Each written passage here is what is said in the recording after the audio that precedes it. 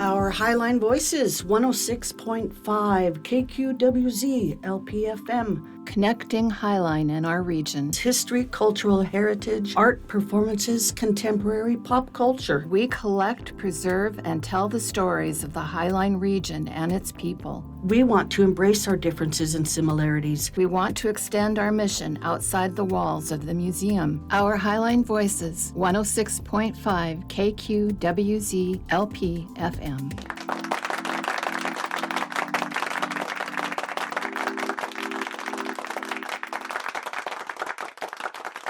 Hi everyone, this is Nancy from the Highline Heritage Museum and welcome back. As always, super excited to have this very unique, special guest to have to share the stories. Like I say, everyone is unique to us and we're just excited to have the opportunity to get to know who is behind institutions, who is our neighbors, who's our friends, who is who.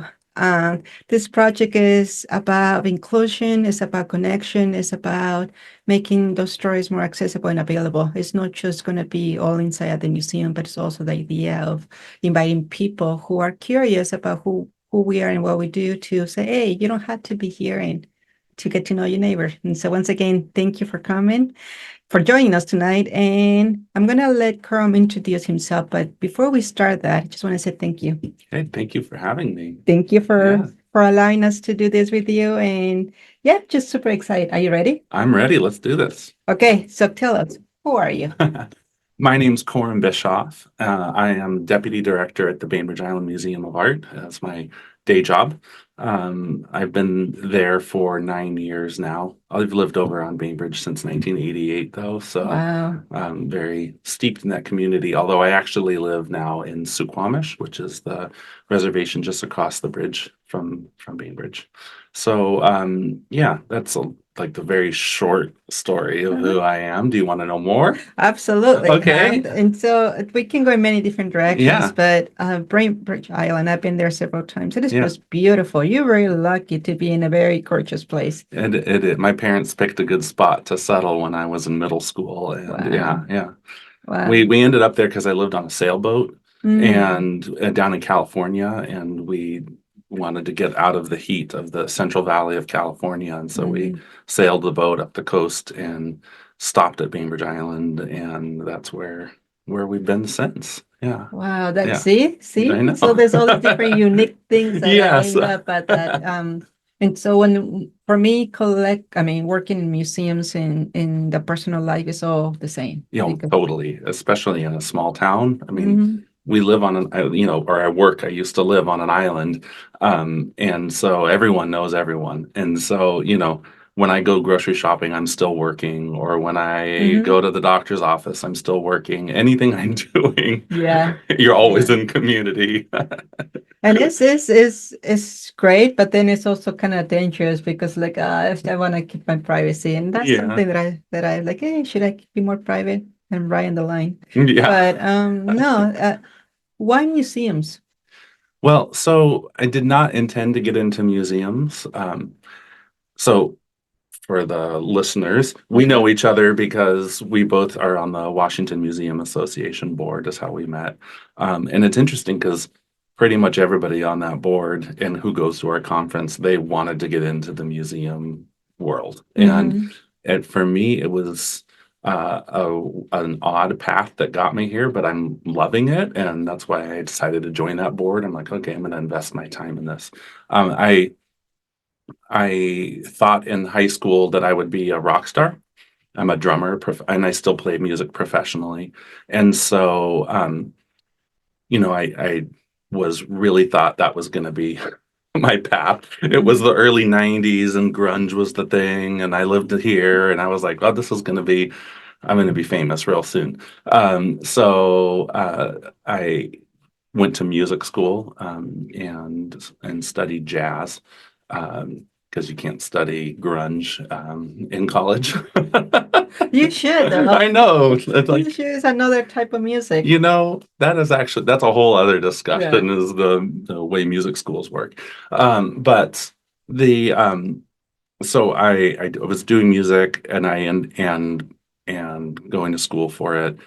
In the meantime, I was always doing graphic design projects, and I also really loved that because I was, um, having to make CD covers for my band or posters or whatever. So I did a lot of that kind of work, and um, eventually realized music school wasn't where I wanted to be. That I thought maybe I'd become a music teacher if I didn't become a rock star, and the music program just wasn't working for me. Sorry, this is a long answer to your question, but you said it's No. free form, so here we go. Wow. So Well, I, keep yeah. going, yeah. So I did this. Decided to drop out of music school and got a degree in multimedia design, and then that got me a job at Bumbershoot, the music festival, Mhm. as a part-time graphic designer. Wow. And so I liked that because I was still doing music stuff at that job, but I was also doing graphic design. So that seemed like a good spot, and still playing in rock bands and hoping that I would be famous.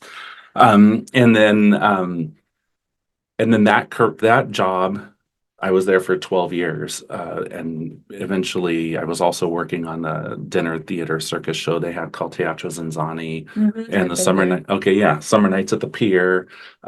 We produced all those shows and events, and so I worked there, learned about marketing, and eventually decided I was tired of commuting from Bainbridge to Seattle and was ready to try something new. And so I moved over to Bloedel Reserve, which is a public garden on Bainbridge. Mhm. They were looking for a marketing and events person. So I was like, okay, now I can put on concerts still and other events and Mhm. also do marketing.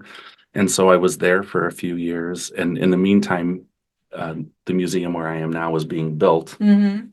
and was kind of watching from The a distance, distance. and I knew some of the people that were involved and was kind of up to speed on it. And then about a year after that museum opened, their marketing director left for a different job, and I moved over to BIMA, and have been there now 9 years. So yeah, Wow. so there's the long answer. No, this is perfect. I think that that's one of the reasons why I'm keeping doing these interviews with everyone. It's just that you uncover lots of stories. We could pass another 5 years and it's just, addressing what is in front of us. But Yeah. really, do we really dive deep into who you are? I mean, I just learned that you are living in a sailboat. I just learned that you actually have other passions like music and then Yeah. graphic design. You had a Yeah. creative side of Yeah. you.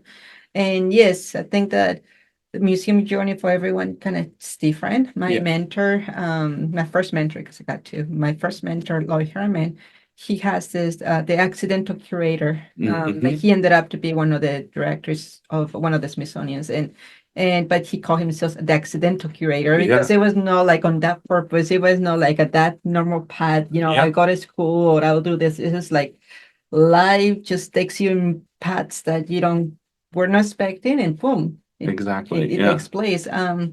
No, so the more you share, the better, because Okay. once again, one of the things that I want to also pass on is not just a museum, it's not just a building, it's the people behind it. Mhm. And then why, what is the fire? What is the spirit? Who is the ones inserting themselves and injecting a little bit of a magic dust in the place that they do? And so in your case, I see that your institution is absolutely beautiful. I Well, just thank you. love everything Thank that you you. guys do. Thank And you. I'm a big fan of your work in general. And so now just trying learning the connecting, oh, well, look at this, the marketing component and the Yeah. creative component. And then from someone who really likes grunge. I love that. I love that. I wish I could be playing some grunge music Yeah. right now. Yeah. Just like get into that. No, this is super interesting, and I think that everyone around us. I mean, once again, even if you're not in a museum field, just see the person behind the institutions. So now that you've been 9 years as a museum Yeah. and a museum person, what is it that you like about it? Well, I don't know if I would fit so well at every museum. I fit really well at the museum I'm at. Mm-hmm. Um, I I mean, for me, promoting the arts has been my career really the whole time. And so being at an art museum is the right fit for me.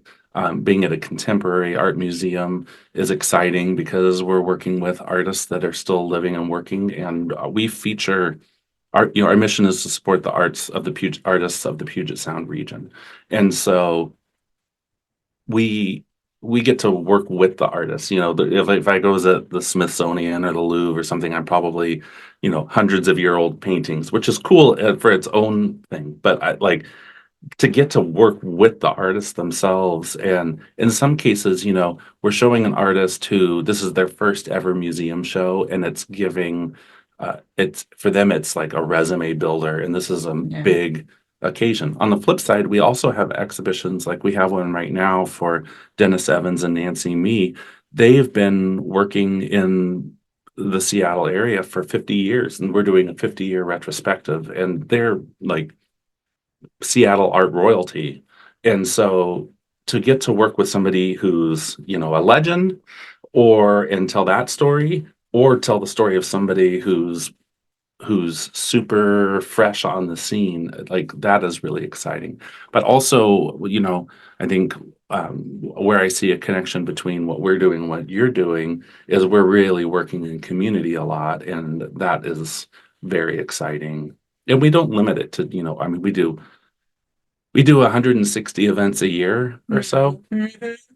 So it's like film, concerts, dance, community celebrations, lectures, panel discussions, like on and on and on of the types of events we do. Yeah. And it feels exciting to me. So that's what I like about it. I think for me, the arts and culture is just a representation of us and exactly. human expression. Yeah. I struggle with people with titles.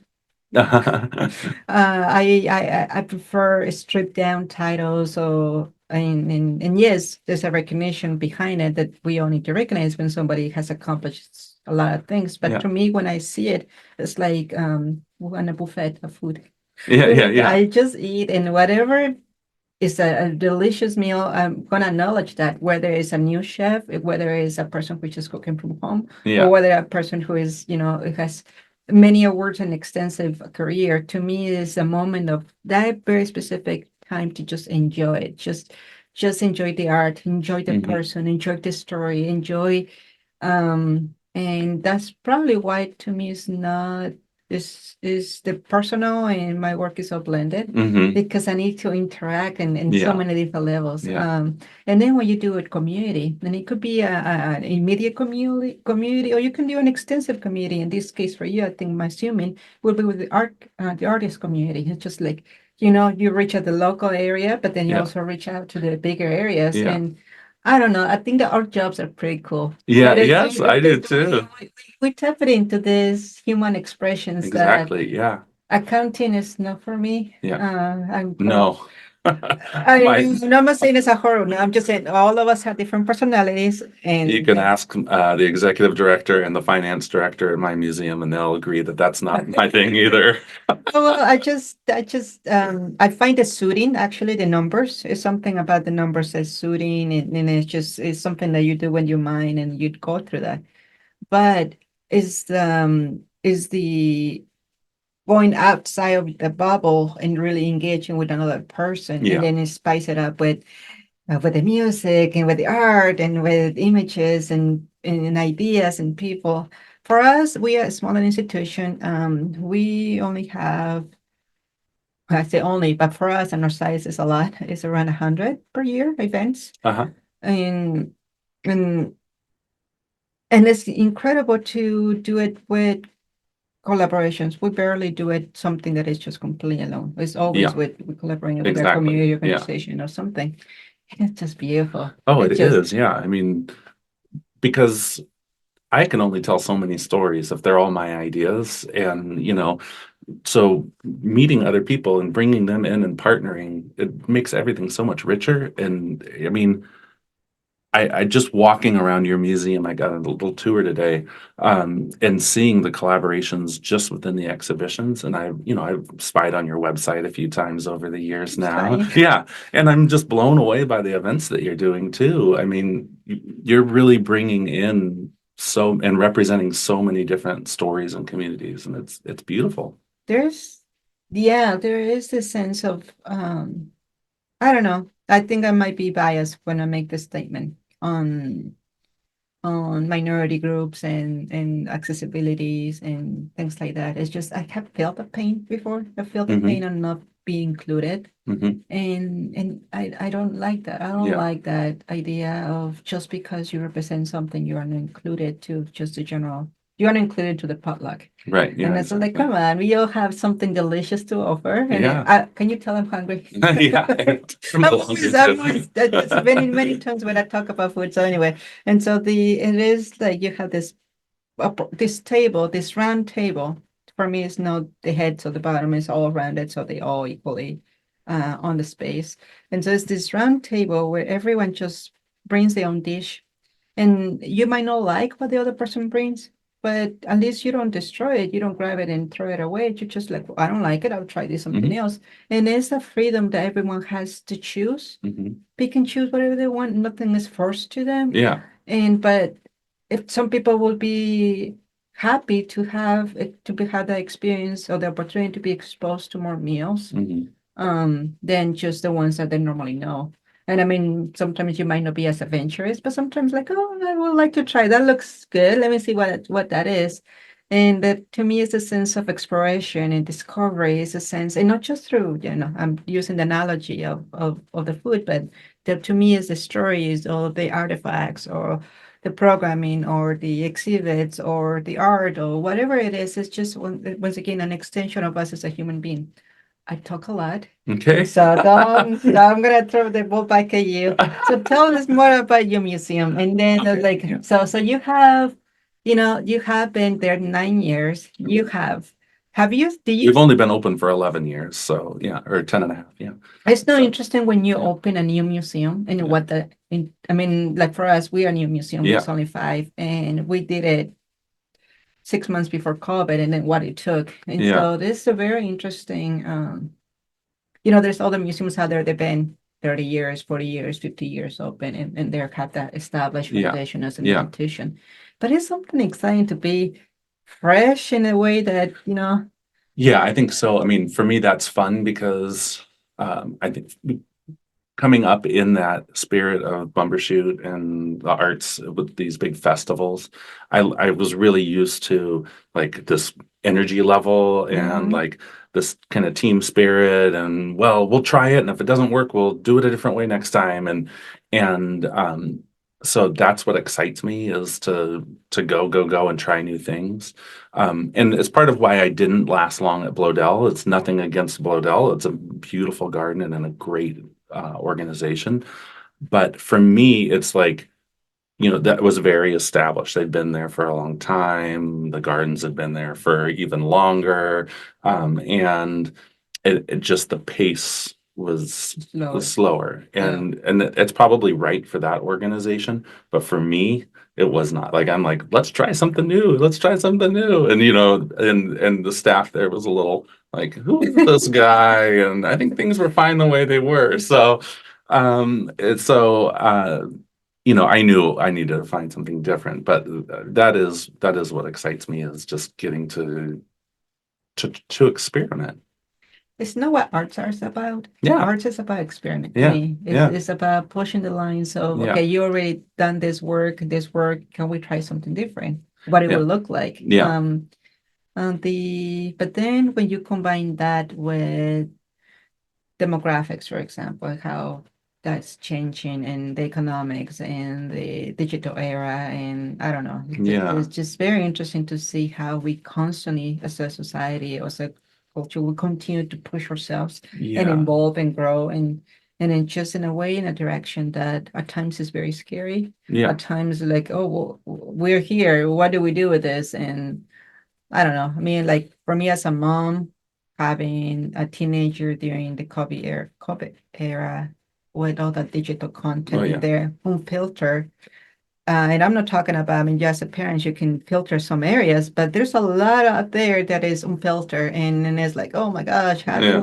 have we been involved as a culture or as a parent or as an individual when all these elements are unexpected? But anyway, about you as Yeah. I mean, I think that was a real moment for us. And right before we had to close, we had just been doing some demographic studies on the museum because we hadn't really we were operating on at that point 6 years or so of assumptions. You know, we're on this small island near Seattle, part of Kitsap County, but kind of separate from Kitsap County because we're an island and there's just a bridge connecting us to the county, or the ferry to Seattle. And so we were operating under the assumption that about half of the people that came through the museum were from Bainbridge Island, that were locals, and then about 25% were from Seattle area and 25% were from Kitsap County. And we did an analysis right before we shut down. And I should say we have about 100,000 people that come through the museum every year. And we found that 92% of the people that come to our museum are from Seattle or further. 2% are from Kitsap County, and only 6% are from Bainbridge Island. wow. So that really made us think about the stories we're telling, the artists we're representing, all those things, because I mean, we didn't ever just represent Bainbridge Island artists. It's always been artists of the Puget Sound region. But, you know, who do we need to see reflected on the walls? Who do we need to be reaching out to? What are the age of the visitors? You know, our members tend to be, you know, retirement age. We have about 1,800 members. But our guests tend to be like 20 to 35, the people that are walking in the door. You know, like 65% of our guests or so, but you know, the majority are this pretty young group. And so we're still trying to figure it out. But then you have a museum closure or a worldwide closure. Yeah.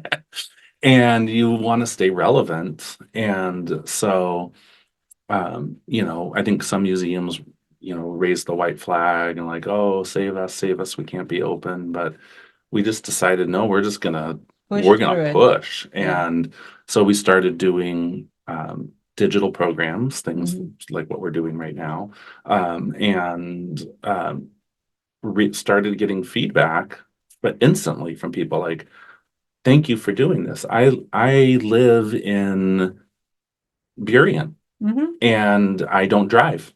And I've been to your museum and I'm a member or I follow you or whatever, but I can't take part in what you guys do because I can't get there. I have to take a bus from Burien to downtown, and then I need to pay to get on the ferry. And it's great that you're free and, you know, accessible that way, and that you're open every day, but I still can't get there. And now I can. Now I can take part in this. Or people who are like, oh, I always wanted to come to your art lectures, but I can't drive at night. And so now you're recording the art lectures, and now I can enjoy them. People who lived in different countries, like, you know, with people in the Philippines who were sending us emails. Thank you for creating this project. You know, we never would, and they'd never been to the museum, but they found us through a Google search for art project for kids. Like, it was a huge eye opener for us and how we Interact and think about the museum. I think that that's another benefit of COVID. Yes, a lot of bad things happen. So many. So many bad things happen, but there is the other side of the coin is that allows us and pushes us to be adaptable to the situation and then being able to thrive or grow or evolve because of that. Yeah. And so, yes, I think that not only because you're a member, you're not able to drive, but we're talking about people with disabilities, people with with economical issues. They haven't. I mean, there's many different barriers of why people don't come to museums. I mean, we talked about that with the economic one. You know, we're free. We're intentionally free so that everyone can come in. But that doesn't mean that you feel welcoming. You know, being free and being welcoming are different. Oh, absolutely. Being being free, but then having a $13 round trip ferry ticket and a bus pass or whatever, that's not free anymore. That's Yeah. we haven't solved that problem yet, but that Yeah. is a real issue.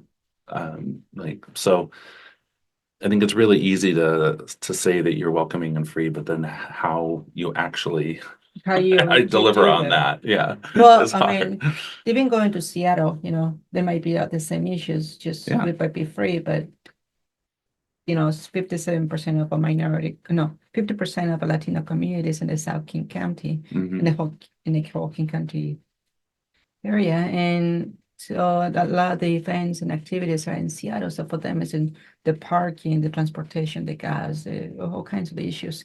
And so how do we make that, accessible and what that means? I mean, you hear me talk before that Mhm. I don't see much of a difference between inclusion and Mhm. accessibility, even though I know, and I can grab a dictionary and Yeah, read yeah. two different definitions being separate. But for me, it all comes down to Yeah. how do we include everyone? How do Yeah. we are mindful of the other person's position and then being able to provide that element of welcoming.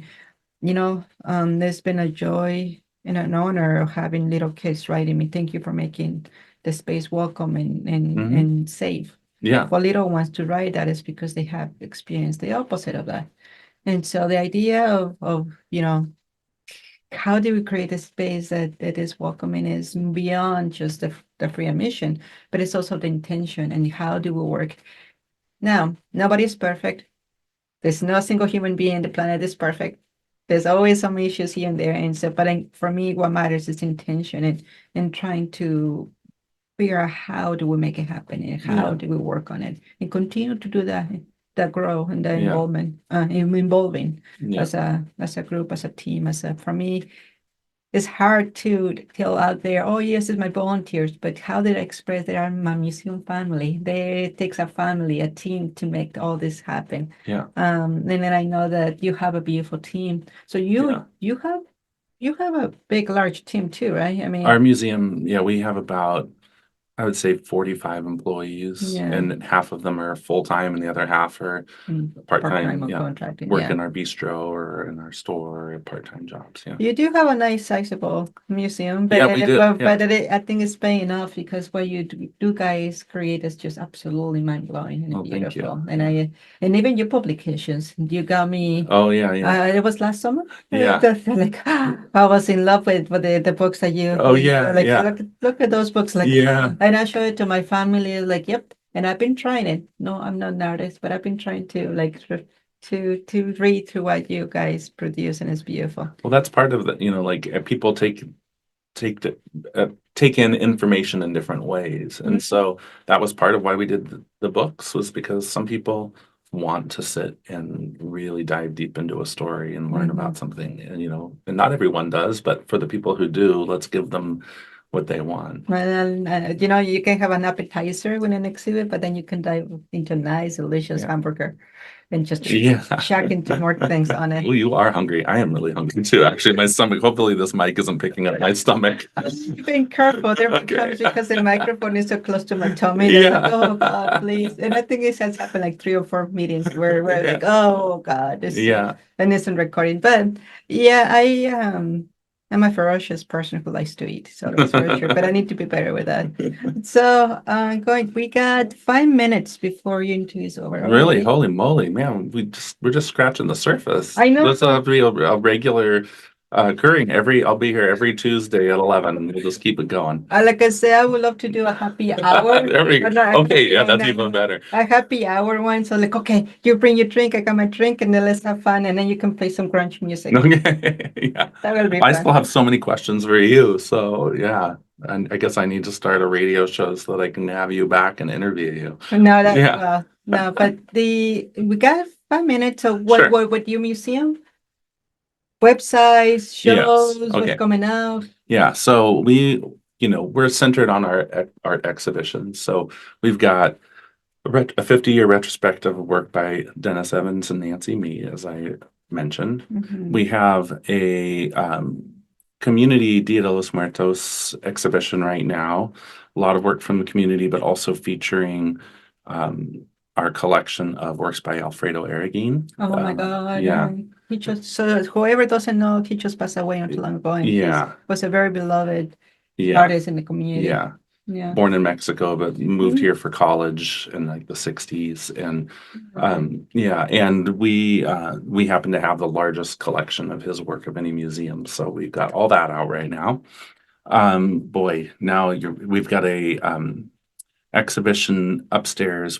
So one of our prized collections is a collection of artist books called the Cynthia Sears Artist Book Collection. Artist books are one of a kind or short run books that don't always look like a book. It might look like a quilt with words stitched into it, or it might look like a roll of film with a story that you use slowly I on know spool, or things, all kinds of creative ways of telling a story, usually manipulated by the person in some way, by the viewer. Mm-hmm. And we have a collection of over 3,000 of these books. That is the one spot where our museum strays from just the Puget Sound region. We do have an international artist book collection and a gallery specifically devoted to showcasing that.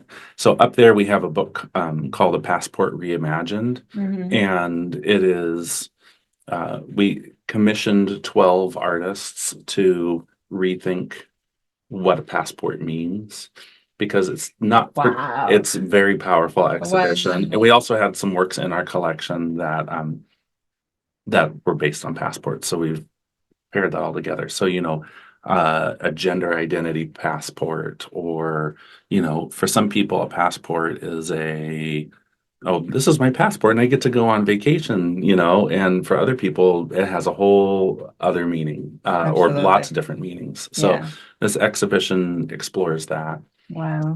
And then we have work coming in a few weeks by Nikki Jabora Barber, who's a printmaker, and then that's what we've got hanging on the walls right now.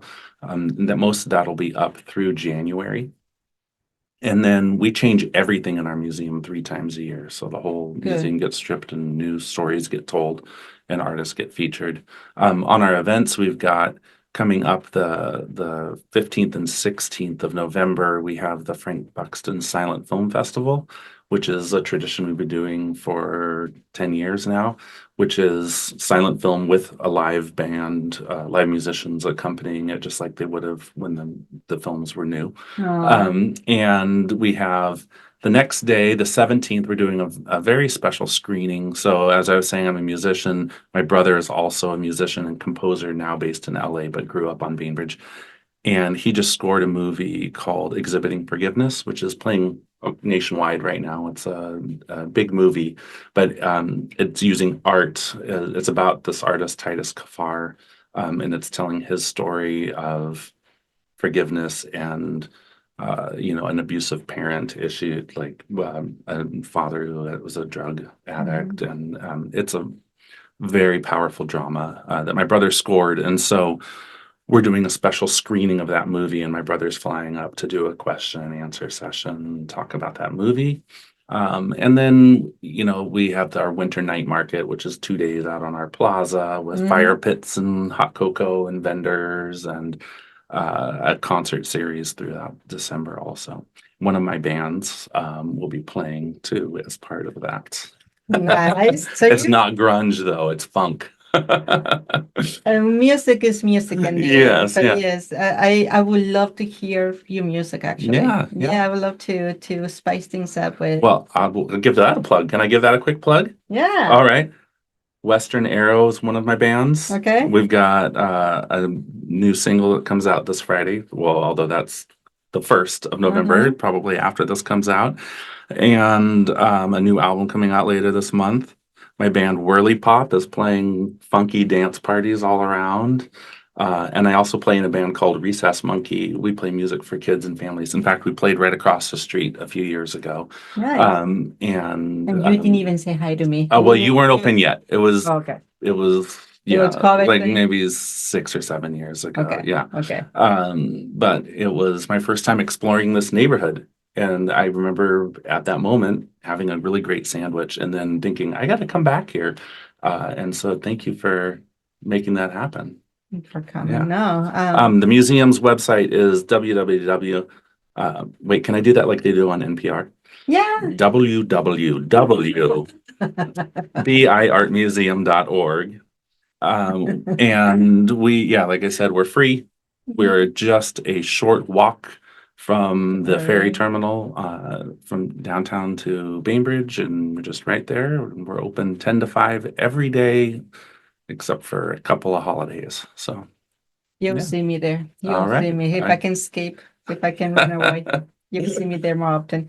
Thank you. Yeah, It thank was you. a joy, a delight Yeah. to have you here. I hope that everyone who listened to this interview, got curious, like, ooh, we want to go check it out, that museum, and want to see what else are they offering. Like I said, I love their museum, and it's so cool. And so you really need to check it out. And just want And to if say, you're listening and you haven't been to this museum, you need to come check this out because I am blown away. oh, Yeah. thank you. Yeah. Thank you. No.